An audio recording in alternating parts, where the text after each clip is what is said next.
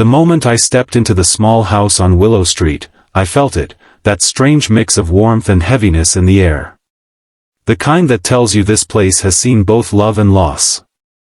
I'd only been dating Ethan for 3 months. We met at the bookstore cafe where I worked. He'd come in every Friday, ordered the same black coffee, and pretended to browse just to talk to me. When he finally asked me to meet his mom, he said it with a nervous smile. "She's different. But I think you'll like her." I thought it was just one of those casual family introductions, the kind where you show up with flowers, smile politely, and leave after dinner. I couldn't have been more wrong. As soon as we got there, Ethan excused himself, said he needed to grab something from his car. His mom, a small woman with silver hair and the gentlest eyes I'd ever seen, invited me in. "Come in, dear. He'll be right back," she said, her voice soft but a little distant. I stepped inside, holding the flowers I'd brought, lilies, Ethan's suggestion. But before I could say much, she closed the door behind me. Slowly. Carefully. As if sealing something away. That's when I noticed, there was no car outside. No sound of footsteps. Ethan was gone. For a second, my heart thudded. Was this some kind of prank? But then I saw her face, not threatening, not cruel. Just tired. Like someone carrying a story too heavy to tell. She motioned for me to sit. "Tea?" she asked. I nodded, still unsure. The house smelled faintly of cinnamon and old books. Framed photos lined the mantel, all of Ethan, but younger. Some with a dog, some in graduation robes, and one that stopped me cold.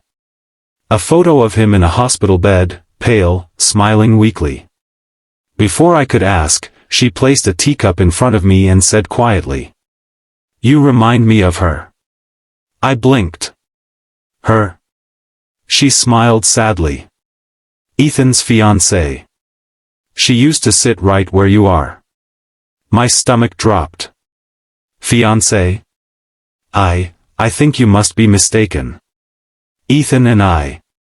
But she gently interrupted, "Ethan passed away 3 years ago." I froze.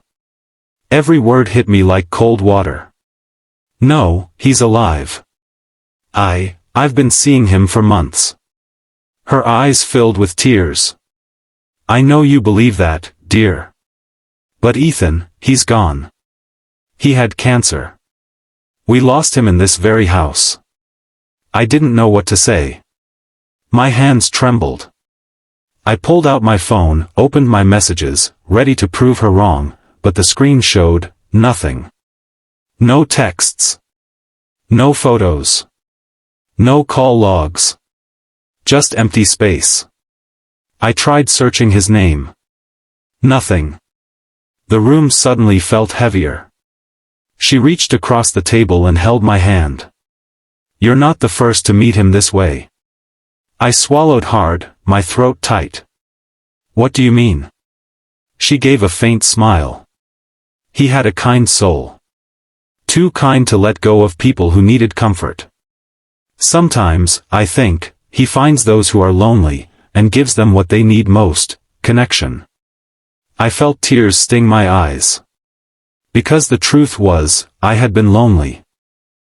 Ethan had shown up in my life right when I was struggling, when I'd lost my father, when I'd stopped believing anyone could really care.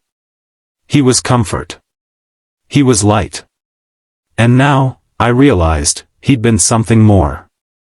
I whispered, "Why me?" She squeezed my hand. "Because you needed him. And he still needed to give." We sat there in silence. I could almost feel his presence, that familiar calm that used to wash over me whenever he smiled. Then she looked up toward the window, as if talking to someone I couldn't see, and said softly, "You can go now, sweetheart. She understands." The lights flickered once. Then everything went still. That night, I left her house with a strange peace I hadn't felt in years. No fear. No confusion. Just gratitude. The next morning, I went back to the bookstore. On the counter, where Ethan used to stand every Friday, there was a single lily. No note. Just the flower. I smiled through tears. Epilogue. It's been 6 months since that day.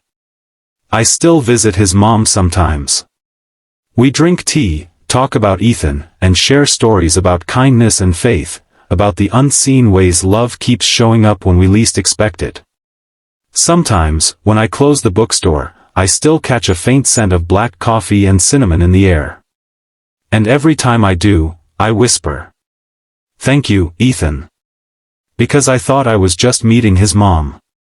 But really, I was meeting his love, one that never left. Moral/message. Love doesn't always end with goodbye. Sometimes, it lingers, not to haunt us, but to heal us. And the people we lose, they keep finding ways to remind us that kindness, connection, and compassion never truly die.